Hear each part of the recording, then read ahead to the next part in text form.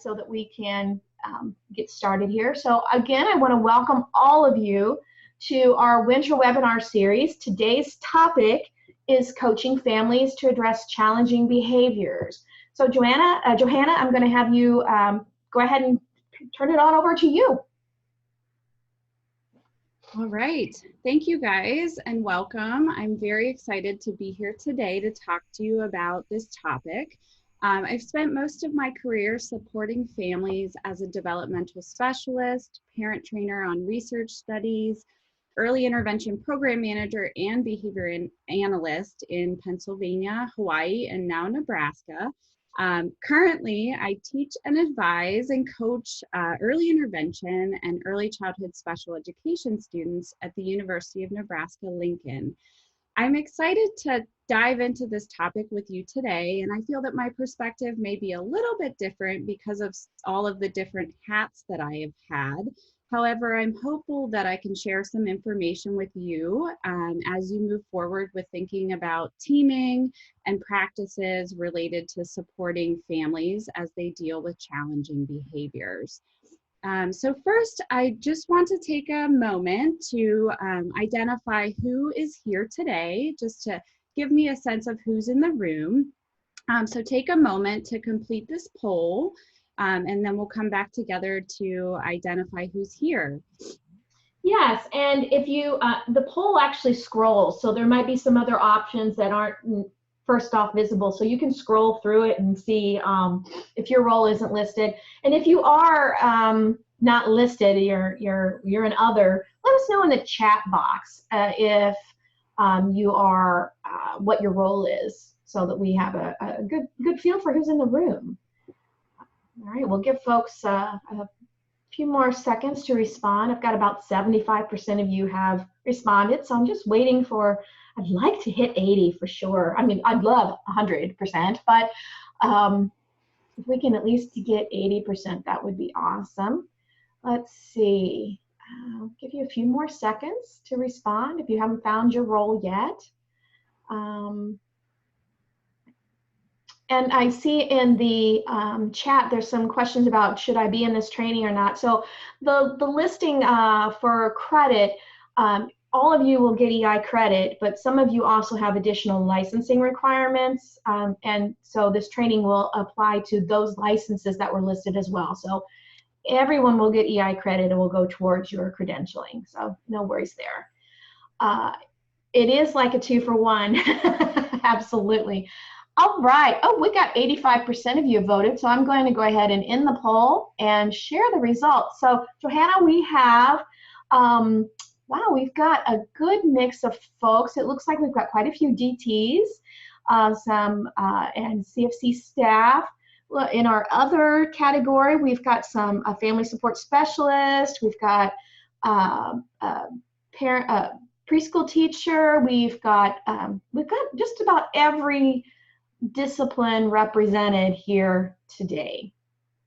Okay, that's really nice to see. And I can see that there is some administrative staff as well as service coordinators. And I'm hopeful that while we will talk about some specific strategies today, I think a lot of what we will discuss will be relevant to all team members as they work together. So thank you guys for completing that poll. So now we'll move on to reviewing over what we'll cover for today. So first, we're going to discuss background just quickly and research related to supporting parents of children that have challenging behaviors. Then we're going to talk about a coaching framework, and I'll discuss some specific tips that you can use as you team with your partners in the field. And last, I'll share some resources that can help you in the future if you want to learn a little bit more about this topic. So first, what I'd like to do is I just want you to think about children that you've worked with in the past or that perhaps you may work with in the future. This might make you think about a child that you know. Throughout this presentation, we're going to refer to a child named Jackson. Jackson is a 2-year-old that's developmentally delayed, and he uses just a few single words. His mother has shared in conversations that he tantrums often, and they last usually more than 45 minutes. She also has said that oftentimes these occur when he's transitioning, specifically during the morning routine. And sometimes she actually said that she keeps him at home and skips work because it's too difficult to even get him out of the house. So I think we're gonna pull up another poll here just to get a sense of the experiences that you've had. So I want you to share, have you had a similar experience before with a parent, or perhaps you're just starting and you can share that as well?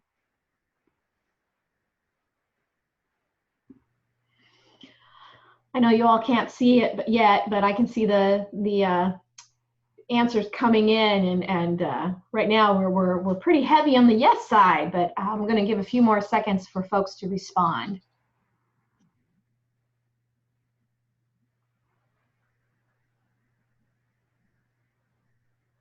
All right, just waiting on a couple more responses. If you haven't responded yet to the poll, please do so.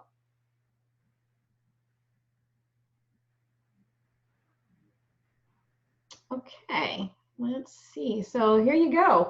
Overwhelmingly, most folks have had this experience. Okay, yeah, and so I would say that, you know, in terms of our work within early intervention, we are going to see a lot of children that do have challenges with transitions, and so this is often a common concern.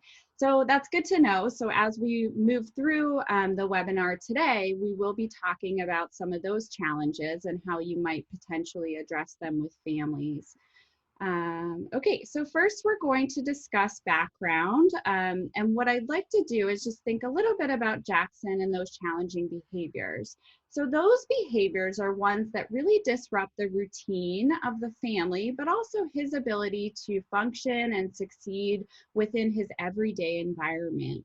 We know that some behaviors will dissipate on their own, but with the use of good parenting practices, but some behaviors will continue over time if they're not addressed more systematically. So if you're chatting with a family over a few visits and they continue to share that they're having challenges related to behaviors, it may be good to move forward with suggesting a more systematic approach, and we're going to talk about that today. So let's just take a look at the pyramid model. You may have seen this before from the Center on Social and Emotional Foundations for Early Learning. So behaviors of most children, what we know is that they will decrease through responsive relationships with their caregivers, through high quality and supportive environments, and specific targeted social emotional supports. But some children really require more intensive intervention, and it's possible that you might need to develop a plan with families that includes more systematic strategies. But one of the things that we want to consider is that it's really important that you'll focus actually on using all of these different levels of the pyramid, because they really build upon and support one another. And Marie is sharing within the chat some of these resources. So if you want to access more information on what I'm sharing here in the pyramid model, she put that link in there for you. So now I'm going to share just briefly what the research and our field says about interventions for challenging behavior and parent support. So both the Individuals with Disabilities Education Act and the Division for Early Childhood recommend that the approach for supporting children with challenging behaviors be done through what's called a functional behavior assessment. And this leads to the development of function-based intervention plans. Now, within the context of early intervention, we don't always have time to do a really full, comprehensive functional behavior assessment, but we can still use a functional perspective as we identify interventions with families, because this perspective is supported by research. Now, we have lots of research now that tells us that parents can be taught to use interventions to improve behavior. So this is a good thing. Parent training overall is a broader term that's used to describe various ways of teaching families. This might include webinars or presentations, manualized curriculums, groups with families, telepractice, or learning modules. But when we think about coaching, coaching is really a specific term that relates to parent training that involves a partnership between the family and the provider, as well as joint planning. The provider then modeling strategies and asking the caregiver to practice, as well as asking for feedback, providing feedback, and having the family reflect on their progress and the goals. A nice review that was published in 2014 by Fetting and Barton summarizes and identifies 13 studies that were shown to improve behaviors through the use of function-based interventions with families. What they saw through this literature review and what was pulled out was that there were certain characteristics that were in those studies that were stronger studies, and these were embedding strategies within learning within routines, allowing the family to demonstrate and have the provider model specific strategies, asking the parent to practice and providing support for them to try those new skills, and collaborative problem solving as they develop that plan. And so what you can see here is that the research aligns nicely with what we know as far as critical components within parent coaching. A recent article in Young Exceptional Children by Ann Horton Cheatham outlined and described components of coaching to address challenging behaviors. They identified a framework, that aligns with research-based coaching practices. Sorry, I just got to get back there. Do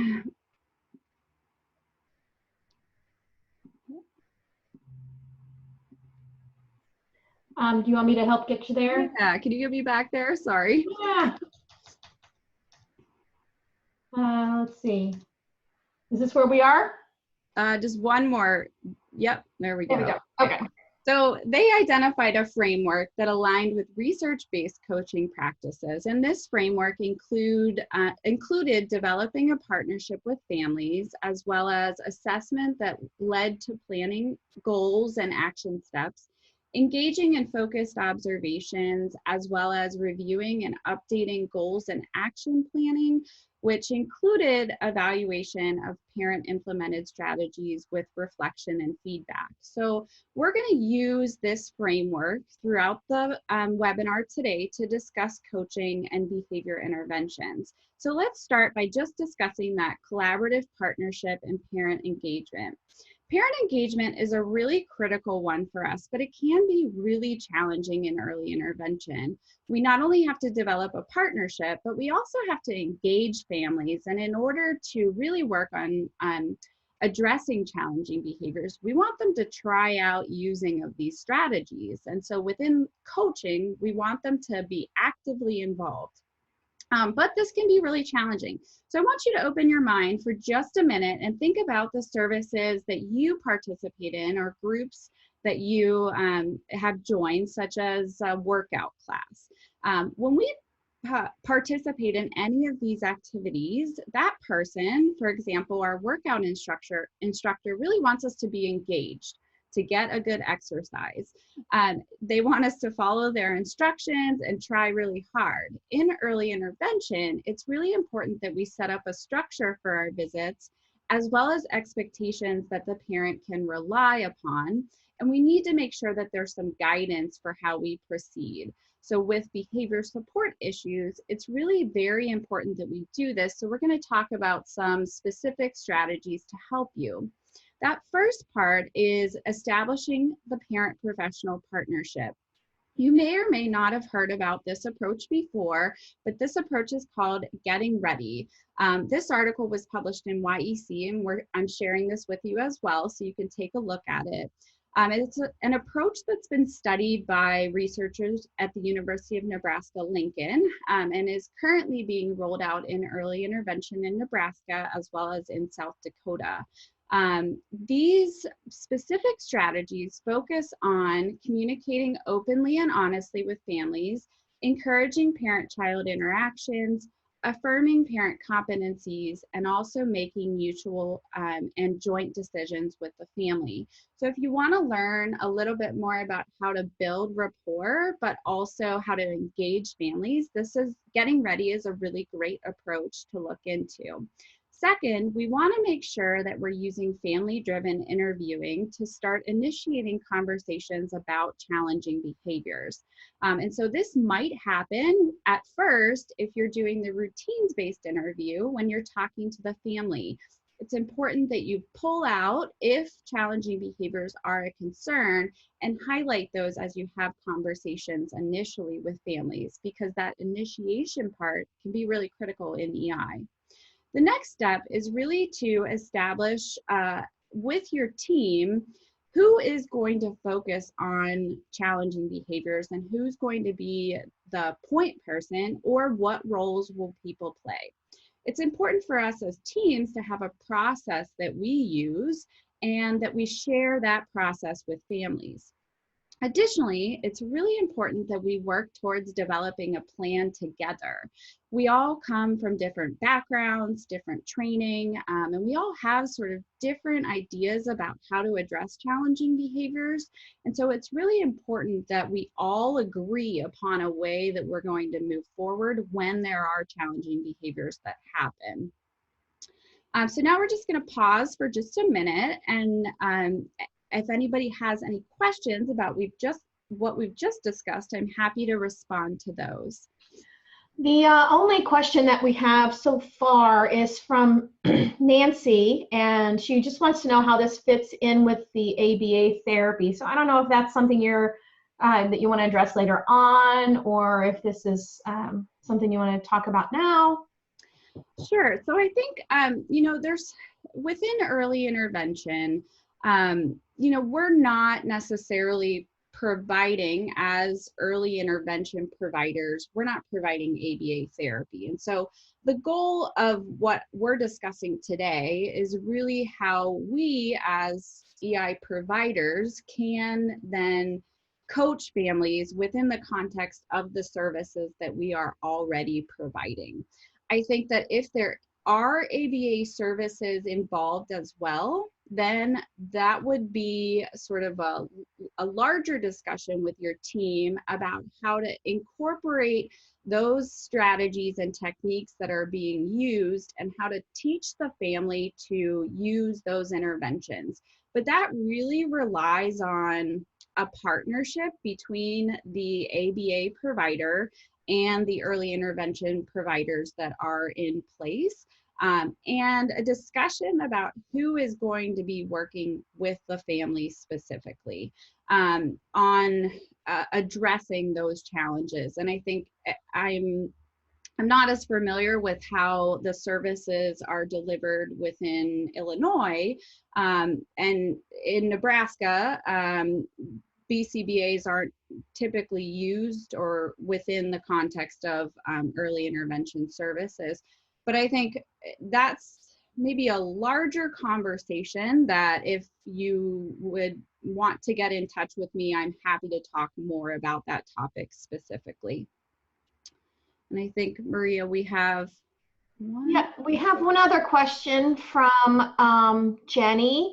Actually, before I get to Jenny, Lindy is mentioning that we do have access to BCBAs. We just don't have we don't have a lot. Okay. Yeah. Jenny is asking, what are some examples of the family-driven interview questions? So I think you're going to be talking about the RBI. I am. Yeah. Yes. So I think maybe we'll wait on that question, and if I don't answer it fully, then happy to dig deeper into that topic a little bit later on. Yeah. So Jenny, if we don't get to it, be sure to post the question again. Thanks. Okay, I think we're ready to go on. All right. Thank you, guys.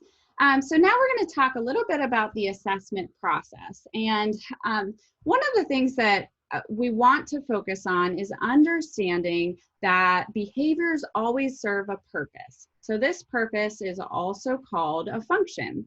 And what we know is that there are 4 functions of behavior, which include accessing attention, accessing something we want, or getting out of something. And typically with young children, these are the 3 functions that we observe. We observe children engaging in challenging behaviors that meet the needs of these three different areas. These have to do with a child's social environment and their engagement with their parent, okay? Now, some behaviors are automatically reinforcing, and mostly we see these behaviors in children that have autism. These behaviors are typically independent of the social environment because the child will engage in them all the time, even when someone is not present. To identify that function, it's really helpful to do what we call a functional behavior assessment, or an FBA. An FBA is really a systematic process where we identify what we think the function or the cause of the behavior might be, so that we can determine interventions that decrease that behavior and increase more appropriate ones. Now, in the context of early intervention, when you think about assessment, we really as teams need to identify how we might spend a little bit more time conducting an assessment before we move forward with identifying strategies. However, we don't always have a whole lot of time to spend with the family in early intervention, depending on the frequency of services.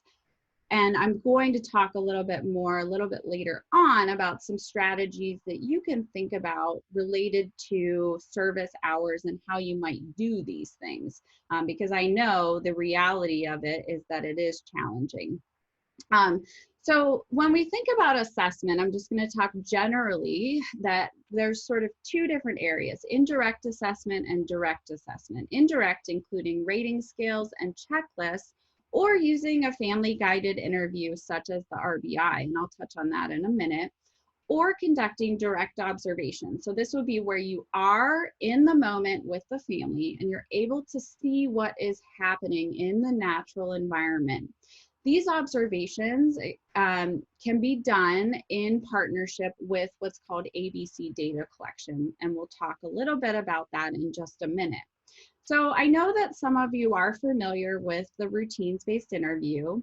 And so I wanted to touch on the fact that Robin McWilliam, who designed the RBI, has created a family interview that helps with challenging behaviors, which is really typical or similar to the typical RBI format. However, this RBI focuses more on those challenging behaviors and the appropriate ones that we want to see, rather than the typical RBI, which focuses on functioning as a whole. And what it really does is explores the environment more specifically related to antecedents. So those are things that happen before the behavior, and consequences, things that happen after the behavior itself, as well as how intense it is. Maria's putting a link in the chat function that links to that document that he's created to help guide you. So if you're already doing the RBI, a next step might be to do a more focused RBI related to those challenging behaviors if you're hearing that those are an issue. And this can be a good way to explore what's happening within the environment, which helps us identify the function. Now, ABC data collection is a tool that is sort of embedded within the RBI that I just discussed, but this tool can also be pulled out and used separately to really get the family to identify what are some things that are happening around the behavior itself. And so when I've done this with families in early intervention, usually what I'll do is some ABC data collection, and I try to get a number of examples of when the behavior is occurring so that I can hear what are those antecedents, the things that are happening before, and then really what are those consequences that are happening afterwards. It's important to identify a number of examples because you really want to be able to hypothesize the function, and that's going to help you to identify how to move forward. So let's look at an example. Jackson is sitting on the floor watching his favorite TV show. His mother asks him to come and sit and eat at the table. Jackson screams no, he lays his head on the floor and cries. The parent says, okay, fine, and ignores him and goes back to the kitchen. and Jackson continues watching TV instead of joining his family at the table.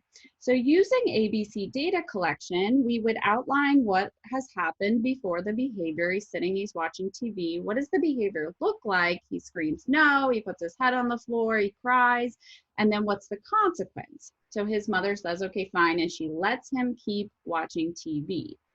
So I want you guys to think about, what do you think the function might be? And you can just put this right into the chat function. So we have our attention from adults, our access to items or activities, and escape. So what do you think it might be?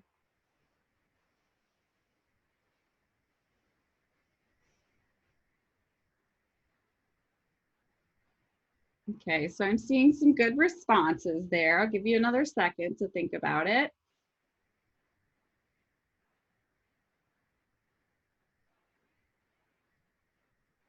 Good, okay. So, you know, when we think about this specific example, it's likely that Jackson is trying to escape the demand of coming to the table, but there's also a piece that where it's possible that he wants to continue watching the TV as well, right? And so when we think about this behavior itself, we might hypothesize that it's escaping an adult direction, and that may be why the behavior is occurring, and that it's more likely when he's engaged in an activity that he likes, or that a transition occurs, which we talked about Jackson has some challenges with. So good, thank you guys. So we're going to look at one more example. So Jackson wanders into the kitchen where his mother's preparing snack, and he looks around the kitchen area, and he's looking at her, and then he sees some food. He begins crying and reaching, and his mother hands him a cracker. Okay, so when we think about our A, our B, and our C, we have he's wandering into the kitchen, he's looking at his mother, the behavior really being that he then cries and he's reaching towards the snack. And the consequence, his mother hands him the cracker that she's been preparing. So he cried, and then she provided access to something. So what do you guys think that the function might be here? So we have our attention from adults, our access to items or activities, and escape from task demand.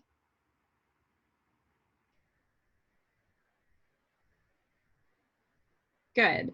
So you can see, I can see that most people are putting in the chat box that they think the function may be accessing a tangible item. So that could be food.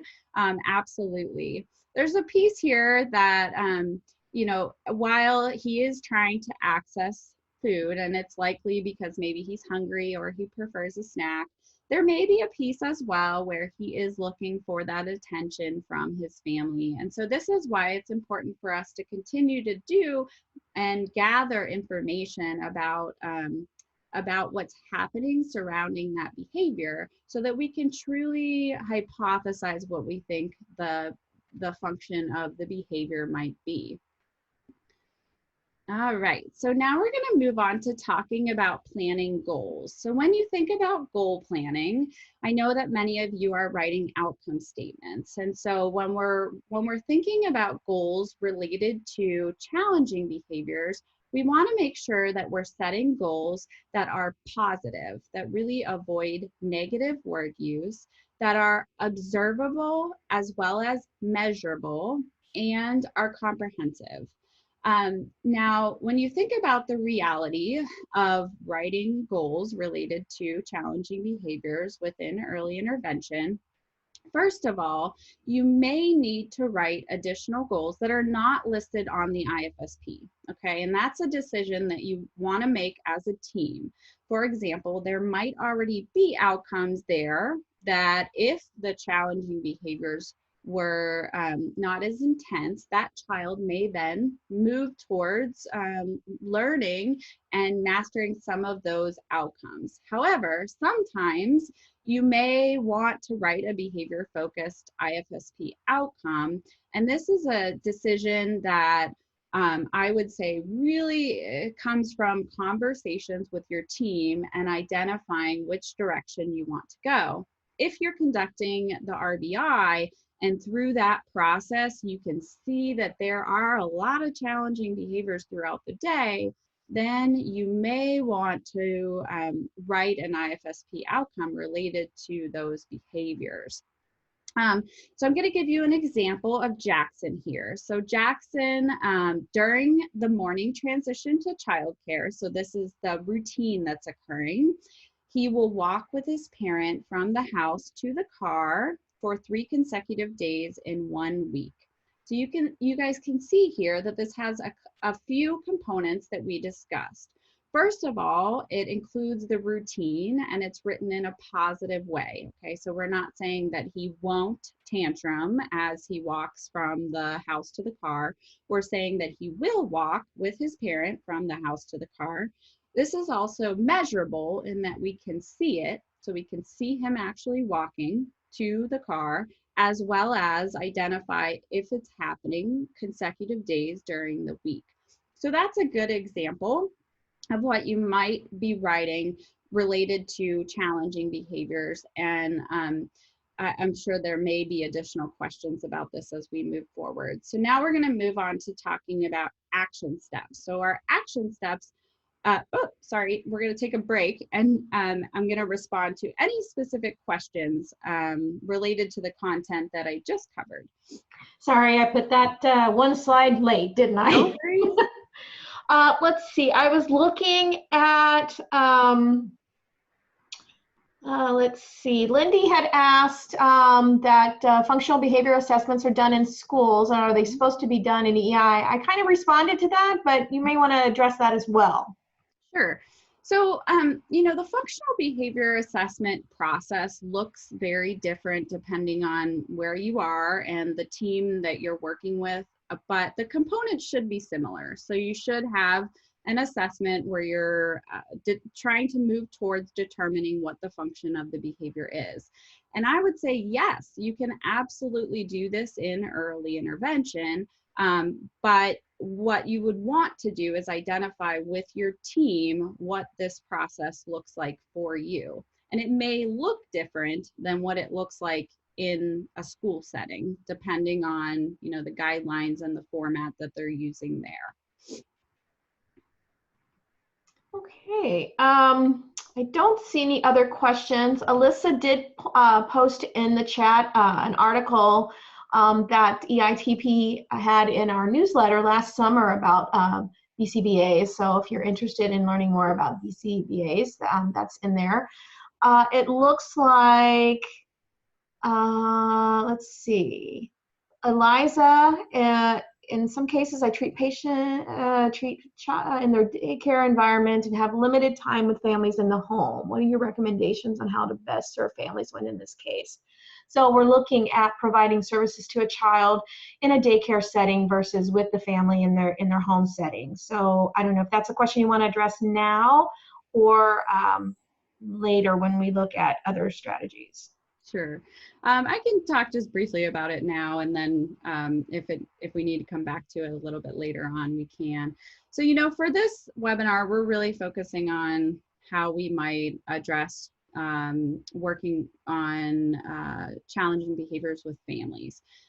There's a whole different sort of, that could be a whole nother presentation in terms of how we work within daycare settings to address those challenging behaviors. And so typically what we want to do at first is identify where those behaviors are occurring more frequently. And so if they were occurring in the daycare, then that might be where you want to focus your efforts.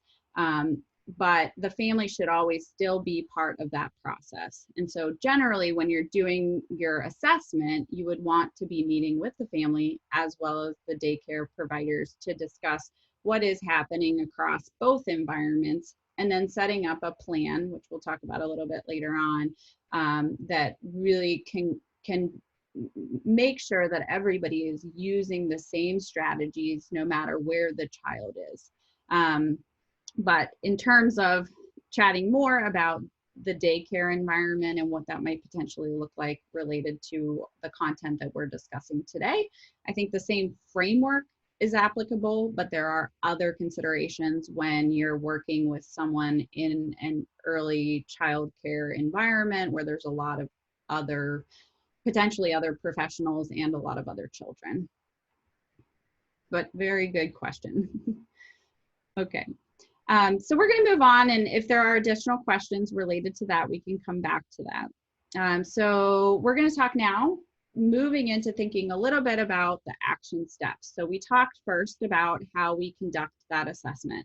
And, there's a lot more details to that assessment process, but generally what you want to know is that you need to do some sort of assessment before you move forward with developing a plan. Especially when those behaviors are challenging and really disrupting the daily routine.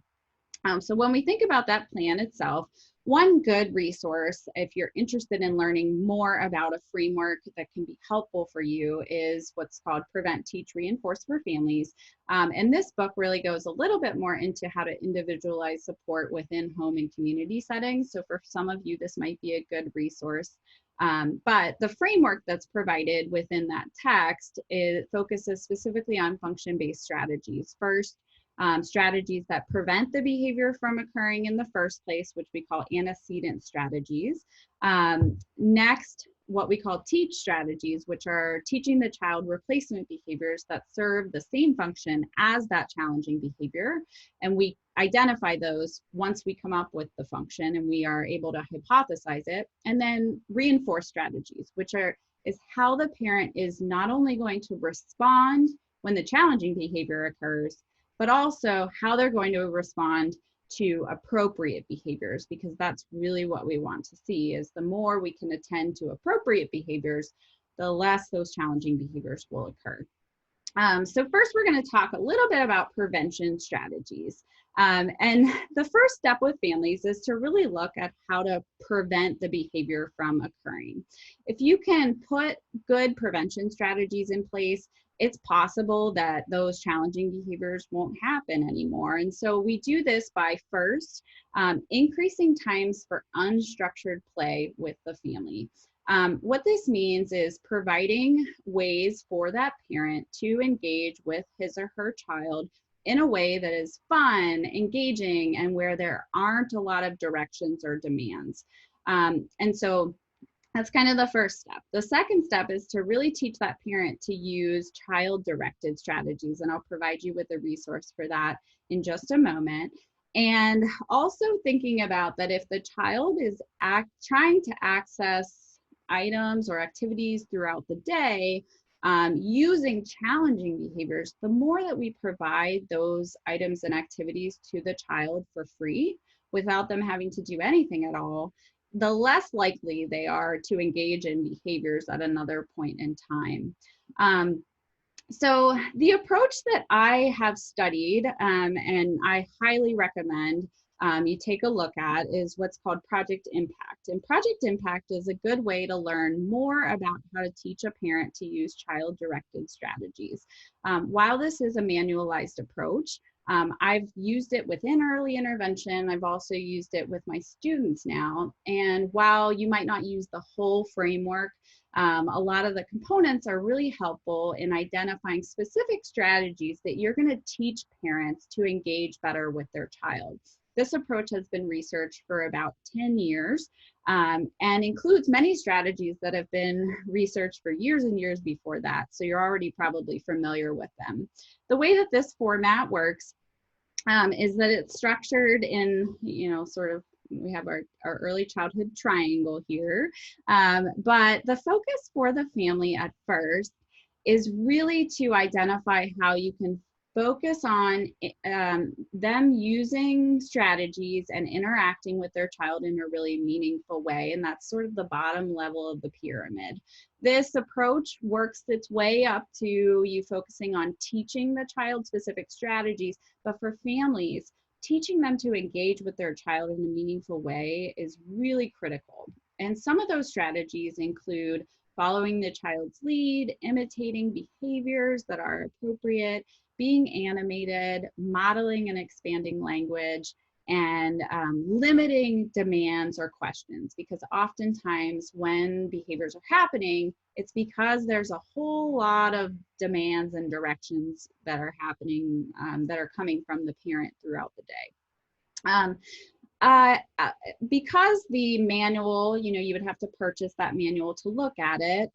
The approach that this manual sort of started out with years ago was called reciprocal imitation training. And Maria is going to put that in the chat box for you. And you can actually click and access this part of the training for free. And it gives you some good strategies to just start working with families on. You probably don't want to work your way up to the teaching strategies just yet, but focusing more heavily on the strategies that engage families and teach them to engage with their children. So some other prevention strategies that you can consider working with families are teaching them to provide their child with choices, using visual supports, changing your language. So for example, some children don't respond well to the word no, and so you can change your language by teaching families to say, you can't have that right now, which is different than saying no, or preparing them with a warning of some sort, even saying to them something like, we're going to be getting clothes on in 2 minutes, just to warn them that a transition is going to occur. Next, we would want to focus on those teach behaviors or replacement behaviors. And so we always want to focus on, once we identify the function, then what are some behaviors that we can teach? Here's a few that are pretty simple and helpful to families. The first might be just teaching the child to access to request an item or to ask for help. Also, just teaching that child to access an item by themselves could be a way to decrease that behavior, as well as teaching them to make choices or to follow simple instructions within the context of that unstructured play that I talked about at first. So next, we want to focus on how we reinforce or provide consequences for the challenging behaviors that exist. I'm just going to touch on 2 specific strategies. The first is using what's called planned ignoring. So what we know with children is that oftentimes they're trying to seek out attention from an adult that's around them. We talked about that those first 3 functions really focus on engagement with the family and the child trying to engage in social interactions with their family. And so what we want to show them is that following a behavior that's not appropriate, so that we want the parent to understand that they need to limit attention that's provided to their child and show their child that this is not an effective way to communicate, because oftentimes the parent's giving them attention when they're engaging in that behavior, and then that causes the behavior to continue over time. Additionally, we want to focus on the family learning to use attention strategically.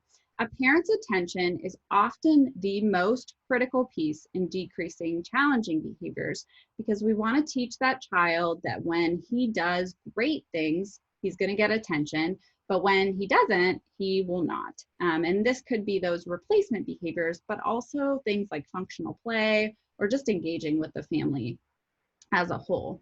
So let's think about Jackson. I'm going to provide just a few examples of a plan that we might write for Jackson. And what I would suggest for you is that as a team, you come up with a behavior support plan that outlines all the strategies that you want to try to use to decrease the behavior and to increase more appropriate social interactions with others. So for Jackson, let's think about him. So he has difficulty with transitions. Okay, so a few things that we could put in place are teaching the parent to just have a more consistent morning routine. We also might prepare him for transitions with a little bit of a warning, and very critical, teaching that parent to engage with her child. And this might be where you ask the parent to play with her child about 10 minutes per day through child-directed play, so that the parent is able to have positive interactions with her child and even use those interactions within that getting ready routine. So then we would want to think about what are those replacement behaviors that we want to teach him. Okay, so one thing we know is that he's not following directions. And so we would want to work on the parent teaching simple directions, or what we call compliance.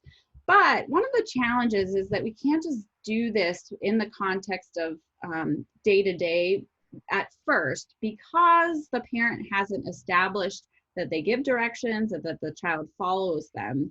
And so the way that you can start working on those directions is really to do that within that unstructured play, that child-directed play, where you use some of those engagement strategies, and then you start to provide directions occasionally to teach the child that those behaviors are more appropriate. Also, we might teach Jackson to ask for a few more minutes to play. And so, you know, I think of my own son who's 4, and even last night I said it was time to come to bed, and he said to me, I'm still coloring, and he really wanted to stay there. And so, and he said, can I have another minute? And I said, sure, that's fine. And so that's a good example of a behavior that we might teach Jackson, just to ask for a few more minutes to play. And finally, we want to think about how we are responding to Jackson. Okay, so we definitely would want to use planned ignoring, and that we wouldn't want to give a lot of attention for those challenging behaviors.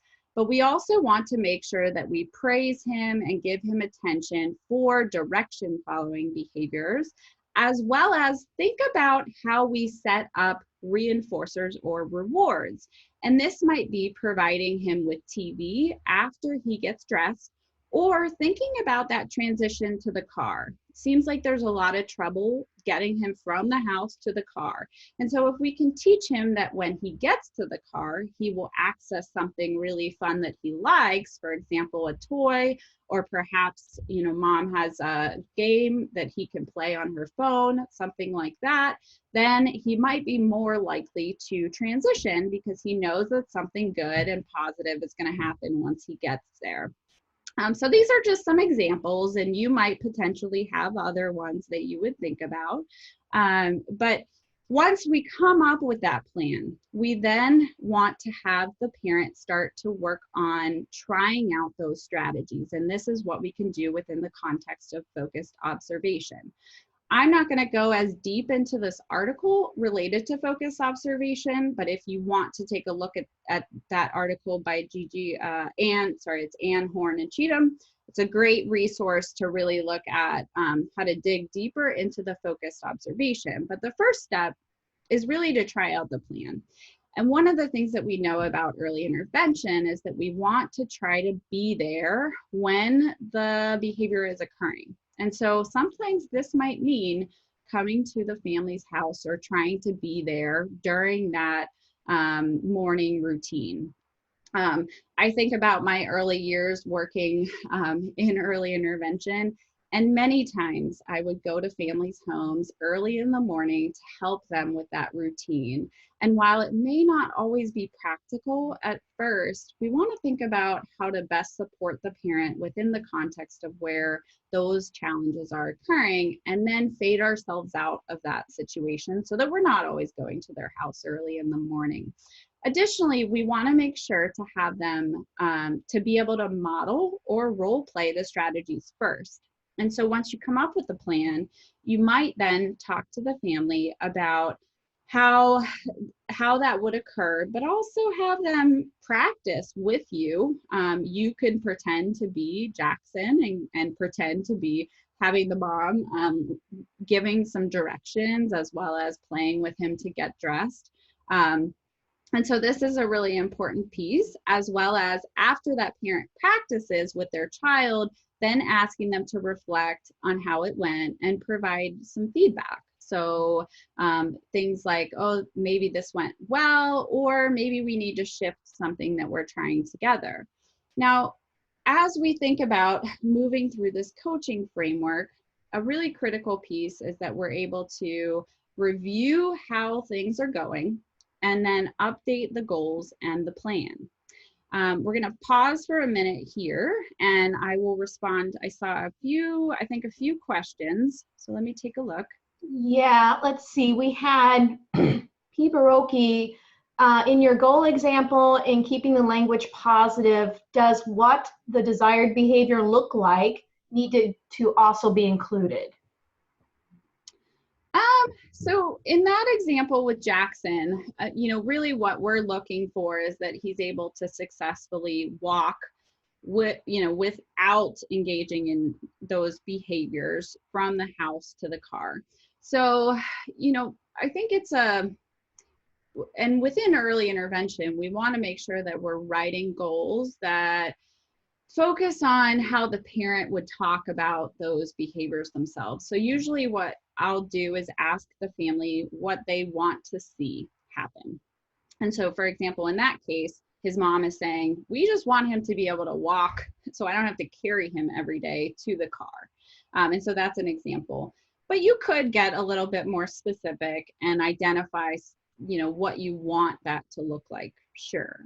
It's just in the context of early intervention, we really want to stay away from saying things like, putting something like he will not tantrum every day for 3 days in a row, and focus more on what we do want to see. Does that answer your question? Oh, we will find out. I think it does, but oh, yep, she says yes, thank you. Or that person says yes. Nancy had asked about the idea of working with behaviors, which is difficult to carry out as a team. And she's talking about some forms, leave with parents. And so I know we've got some tools that you're going to be sharing here in just a few moments. But also in the chat, there's been some other some strategies that have been shared. So Alyssa has shared the Frigible strategies form that in the link, and then Michelle also shared the idea of using a dry erase board on the fridge, and that she sees a lot of families that are doing that. So, but we'll talk about some other strategies there as you go forward, correct? Absolutely. And I think, the critical piece is here that if you have multiple team members, you want to make sure that everybody knows and understands the plan. One of the things that I've done is with the teams that I've worked with, we've created a document that's sort of like a working document that we share. Usually we'll share it on Google Docs or something like that. You don't use any identifying information, but so that you can share it in that way, but then you keep a consistent description of what your plan is. Because what I will share is that sometimes you're going to have your plan, which we just talked about. And if you look at all those strategies that we discussed related to Jackson, it's unlikely that you can work on every single one of those strategies at the same time. And so it's important that you have sort of a document where you identify, these are all the things that we want to try to do. But then I'm going to show you how you might pull out one piece and work on one piece at a time, because you don't have to do everything. And sometimes we might implement one strategy, for example, teaching the parent to interact better with his or her child. And just by doing that one thing, you might see the behaviors disappear. And so then you don't need to do all the other things, and they can gradually be introduced over time. But I love the idea of creating systems where everybody's on the same page. I've been using an app that is currently being developed. It's called There We Connect. And it actually allows you to upload documents, but then also to share and text the family throughout the week using this app, as well as videotape. And so there are people in our field that are looking at how can we keep everybody on the same page, because it is really challenging when you have multiple team members and you want to make sure that everybody is sending the same message and sharing the same message and working collaboratively with the family. Let's see, what do you do when a parent doesn't meet you halfway to correct behaviors? So that sort of goes back to the engagement piece, and I think also just being on the same page with the family. And what I would say is that, you know, when you think about implementing a plan for parents, challenging behaviors, especially of young children, it can be difficult for them to try out these strategies. And so usually what I suggest is if you have a family that you're having difficulty with them implementing really anything at all, start with something very, very small. Instead of something larger, maybe start with just, you know, having them within the context of, let's say, a more fun routine like bath time, that they start to engage in some unstructured play there, just to see if they're able to do some very sort of baby steps towards our larger goal. But yeah, that's a really big challenge. You're absolutely right. Okay, so we're going to move on now, and we'll come back towards the end, I think, for some more questions. So I talked a little bit about reviewing and updating the plan, but one of the most critical pieces of this is that in order to review and update the plan, we really need to know about how the child and the family are progressing. Okay, so we have to have some sort of data to tell us if our interventions are working or if they're not working, and then maybe we need to change those interventions. And so I'm going to share with you a data collection sheet that I have created over time, because one of the things that we realize is that in order for data to be collected with families, it needs to be simple and practical.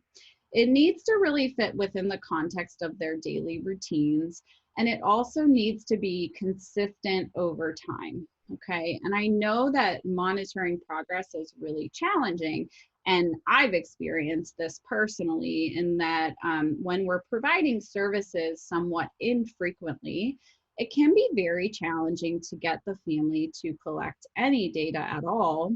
And so we have to think about ways that are practical. And so one suggestion here, and I love the idea of using an erase board, and that might be, that might be a good strategy as well, is just for Jackson, our goal would be for him to transition, and we're looking at those transitions. And so we might just have mom put a check mark on the calendar each day if he transitions smoothly to childcare. And that's a really simple thing that she could potentially do that might help you to get a sense of, are we seeing improvements or not? Now I'm going to share with you this data sheet, which I'm breaking it down into pieces so that you can look at each piece of it. But Maria will also share with you a link to this sheet, and you're welcome to erase what is there and put in your own information if you want to try it out. So the idea is that when I mentioned we have our plan, right? Our behavior plan might include a lot of different strategies, but with families, we want to gradually provide one strategy at a time, because we don't want to overwhelm them by providing them lots of different strategies that they might potentially use. And so it's important that we do our assessment, we identify our function, we write our outcome statement, and then we move on to, okay, what's the strategy that we're going to try first? And so for Jackson here, we are trying a strategy of a consistent morning routine with access to a reinforcer after he gets dressed. So that's all we're doing right now. We're having mom consistently use the same routine in the morning, as well as providing him with access to TV right after he gets dressed. And so you can just erase this information and plug in your own info if you want, but it goes through a couple of different rating scales. And the way that I've set up this data sheet is all you do is ask the parent these questions and talk to them about it. So you don't have to have them actually collect any data when you're not there. You can actually just have them talk with you, and you can gather this information. So the first piece is to identify, is the intervention working? And that could be a team decision. And so you can see this rating scale goes from 1 to 5. So 1 would be the intervention didn't work at all, to 5, yes, it worked all the time. And all you do here is you put a check mark in whatever rating matches what the parent said and your discussion. So for example, at first, the intervention was not effective at all, a 1. And then by the 3rd visit, yep, it's working most of the time. And so before you introduce a new strategy, you would then identify that this strategy is working and is something that you can use. Okay, so the next piece would look at how intense is the behavior. So you're looking at, is it very intense to never occurring at all? And what you want to see over time is that it never occurs. And so with the family, as you start to talk about the behaviors, you define them and just write a little description in each one of these boxes. And so every time you come, you would say, what does the behavior look like now? And then you, with the family, decide where the intensity is, and over time you want to see it, sort of decrease over time.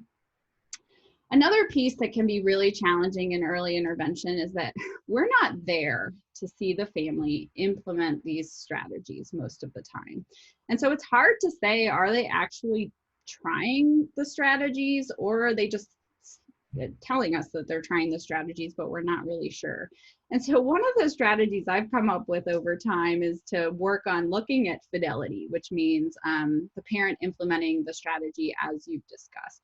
And the way that we look at fidelity for the parents in this case is just by asking them, tell me what it looked like when you used those strategies. So tell me the steps. What did you do? And if the parent's able to tell you most of the things that they did, then you can document, okay, well, they can talk about it, so they probably use the strategy. If they can't tell you what they did, then they probably aren't using the strategy. So it gives you a sense of, are they using them or not, which can often be a challenge, because if we're saying that a behavior, the intervention's working, but the parent isn't really using the intervention, then we might actually not need that intervention at all. And lastly, we would focus on caregiver adherence, which means how often are you using the strategies. So this is where you would get a sense with the family of, are they using it just once a week? Are they not using it at all? And you can just ask them, how often did you use it? I think that for this data sheet, this can help you within early intervention to get a sense of some data that supports progress over time with the family and also the child.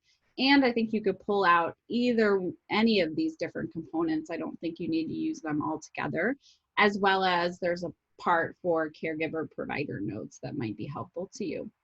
Okay, so I want to just have you think about for a minute, when you're working with families on monitoring progress over time, what might make things easier for you, or have people used strategies before that are helpful? Because I think it'd be good for other people to know. Feel free to share in the chat.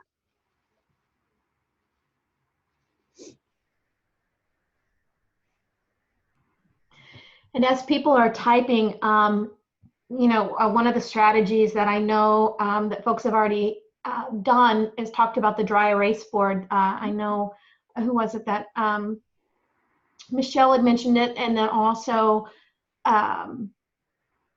someone else did. Mary McCarthy, Molly has also done that, and then setting timers as well.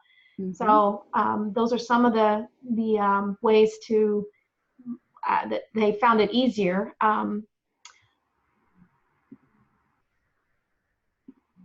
Alexandria is talking about a timer as well. Yeah, and I think when we think about, and this is in my experience, monitoring progress over time with families in early intervention can be really challenging. But when we go to writing our IFSP outcomes and also updating our plans, it's really important that we figure out if the behavior is increasing over time.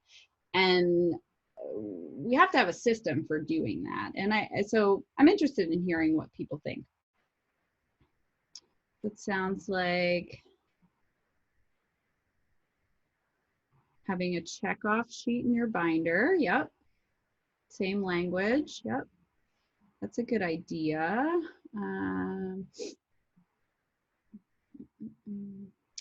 Oh, Maria, I think it was the wrong link to the one that Alyssa posted should be the data sheet. And we're going to come back to that dosage sheet in just a minute.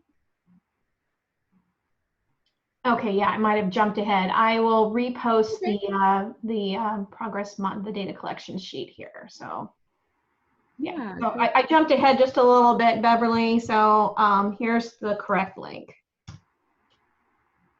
Yeah, so it sounds like a lot of people have good strategies for identifying how there's consistent communication, as well as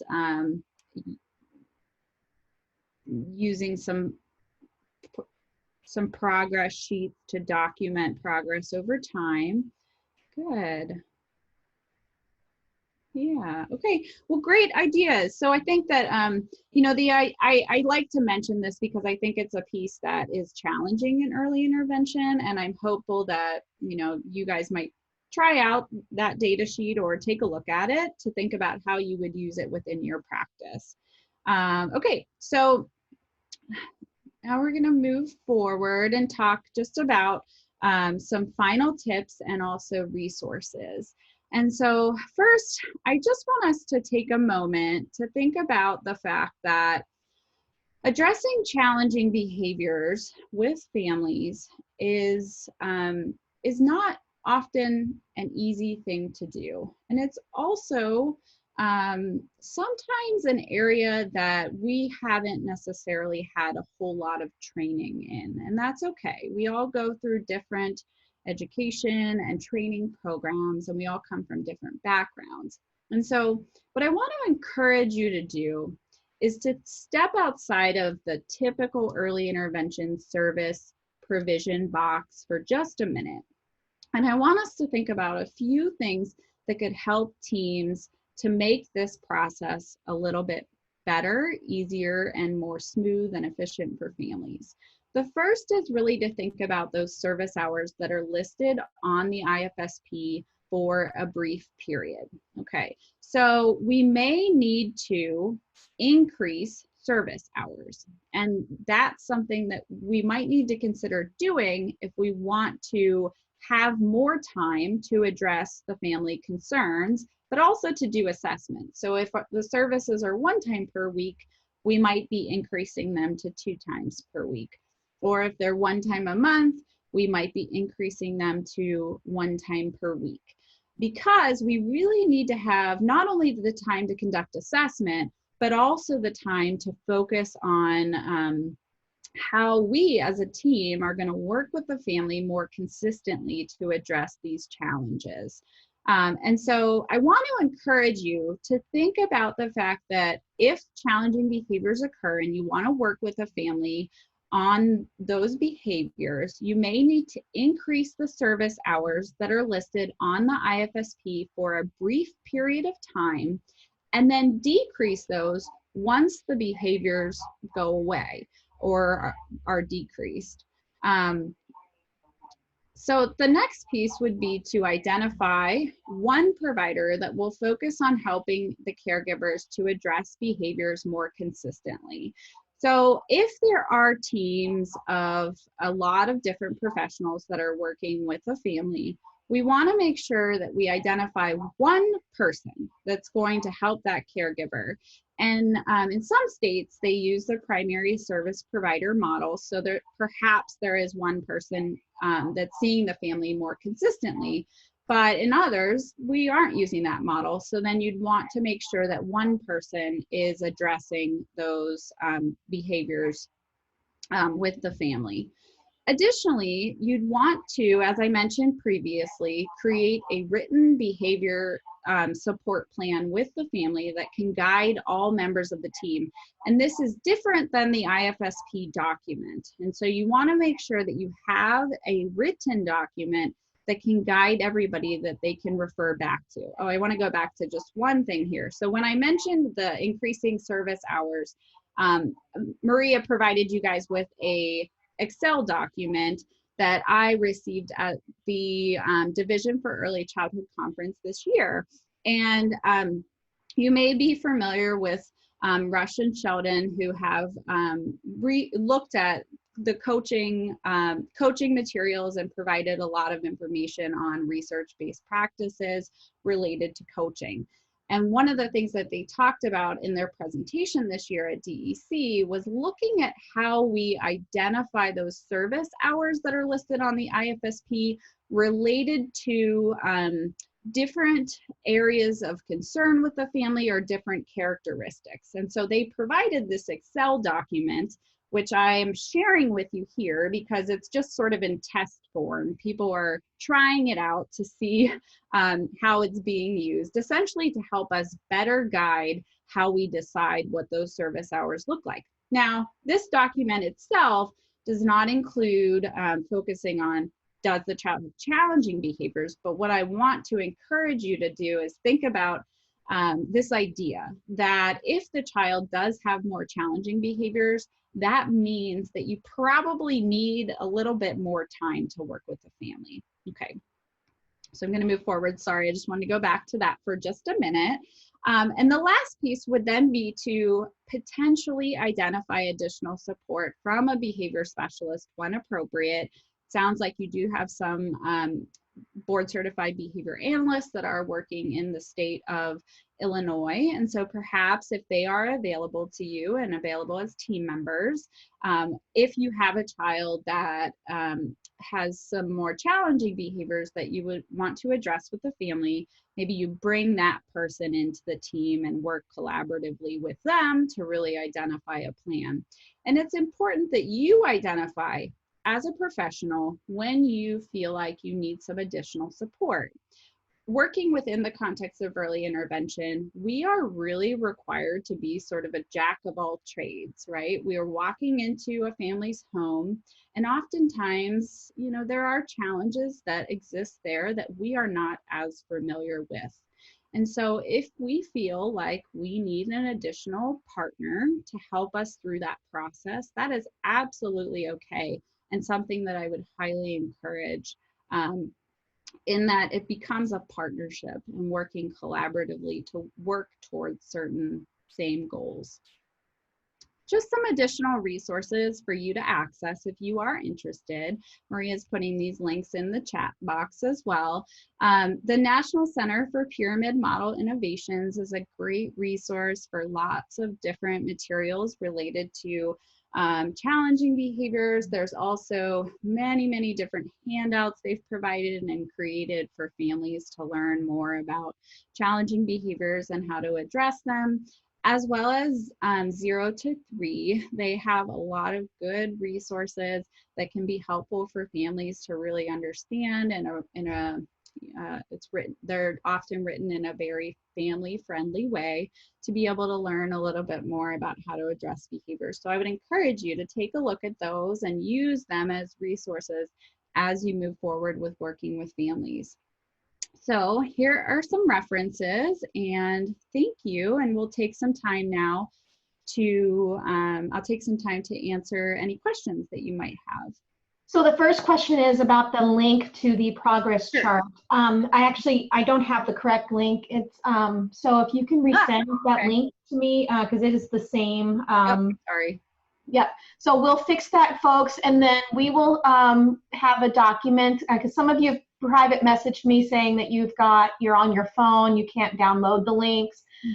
So we'll send a document that has all the links that we've posted, including the things that Alyssa and I have added regarding some other resources out there. We'll send a document with the correct link. So we're just working on getting that correct link now, and we'll send that out. In the meantime, let's see. We had a couple of questions, and hopefully I didn't lose them. Let's see. We got Nancy's question taken care of. Sorry, I'm looking through the chat to see where. Maria, I'm just going to post the app that I discussed. It's called There We Connect. And if you search there, We Connect Online, it will pop up. Yep, that was a question from Jennifer. Let's see. Susan's asking about the 1-2-3 Magic program, if we're using that anymore. But I know there was another question in there somewhere. So you want to talk about the 1-2-3 Magic? Actually not familiar with that program. Okay. So I can't address that one. But I'm assuming what it might be is sort of like a maybe compliance training, meaning like teaching a child to follow directions, but then and maybe some people here know a little bit more about that. Well, while we're looking to see some responses to that, it looks like Kara had asked about the question about what do you do when a parent really doesn't meet you halfway to correct behaviors? Yeah. So again, it's working with the parents again. Absolutely. I think that's one of the biggest challenges, and why I touched on the engagement piece within the context of helping support families related to challenging behaviors. Really, they have to be open and willing to try to address those challenges. And oftentimes the way that a parent interacts with their child is the way that they're used to and familiar with interacting. And so they feel more comfortable interacting that way. So you're really oftentimes asking them to do something that's a little bit different than what they've already been doing. And so I touched on the fact that, we came up with this big plan for Jackson, but then we're really just pulling out one strategy at a time and working with the family, perhaps each time we go to use a different strategy if they seem to be working. And that can be a good starting point, in that you don't want to try to overwhelm them by asking them to change a whole lot of things at one time, but gradually sort of introduce those strategies. But sometimes it is like, the challenge really goes back to the relationship that we have with the family. And if the family doesn't feel like you have a strong partnership and relationship, then it's very unlikely that they're going to want to, try to use strategies that you talk about together. And so a starting point can be just talking to the family about things that they've tried so far, or ways that they have interacted with their child. And sometimes then establishing a little rapport about what they have focused on previously can be really helpful in terms of looking at how to move forward with using some of the strategies that might be more function-based. Let's see, we have Jennifer. Yeah, Jennifer's got a question about conscious discipline. Would conscious discipline be a good model with NEI? She's been contemplating the use and training, but unsure if it's an appropriate model. So I am not sure what that is. So I'm assuming that it has something to do with compliance or teaching children to follow directions. I think what I would keep sort of directing you back towards is that, this webinar is really focused on the fact that what we know in terms of research-based practices are the use of function-based interventions. And so that doesn't mean sort of using a packaged approach to address any particular behavior. It really requires that we go through a process where we identify what that function is. And then some of these approaches that are being mentioned, perhaps conscious discipline or 1-2-3 magic, those then might be good approaches if you determine that the function is a certain, accessing attention or accessing escape, etc.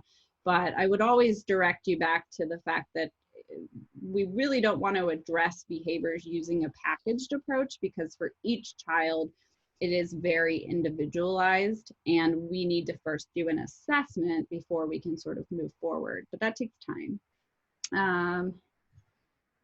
Okay, and thank you, Alyssa, for sharing that. Yes. Let's see. don't see any other questions. So if you have any questions, go ahead and type them in now because we're going to be wrapping up here. We just have about 4 minutes left. Let's see, we addressed the app question. Let's see, we had, so we're going to get the link for that progress chart, and we'll send that out to everybody. All right, well, I am not seeing any other questions, so I think we'll go ahead and take this time to just thank you so much, Johanna, for presenting today. Oh, wait a minute.